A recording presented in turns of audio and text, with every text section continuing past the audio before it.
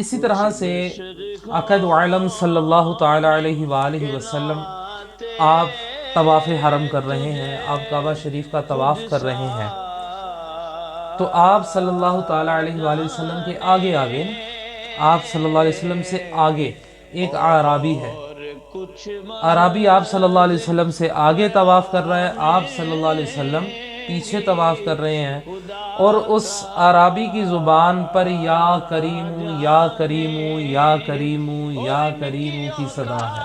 اللہ اکبر۔ تو حضور صلی اللہ تعالی علیہ وآلہ وسلم نے اس اعرابی کے پیچھے پیچھے، اس اعرابی کے پیچھے پیچھے آپ نے بھی پڑھنا شروع کر دیا، یا کریم یا کریم یا کریم یا کریم۔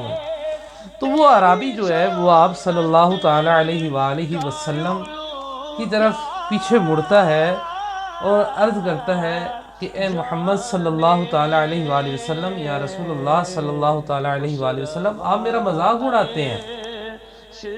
اب پہلی بات یہاں پر جو سمجھنے کی ہے کہ اعرابی آپ صلی اللہ علیہ وسلم سے آگے آگے ہے اور آپ صلی اللہ علیہ وسلم پیچھے ہیں۔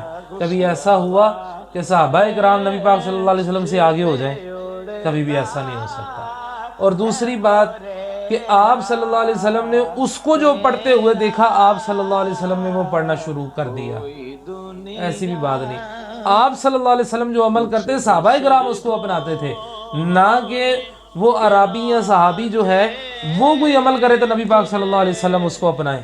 ایسا کبھی بھی نہیں ہو سکتا۔ یہ واقعہ بھی کسی بھی مستند یا کسی غیر مستند روایت کے اندر ایسا کوئی واقعہ موجود نہیں ہے، بس لوگوں نے من گھڑت اپنی طرف سے یہ قصہ کہانی جو ہے وہ اس کو ایجاد کر لیا، بنا لیا ہے۔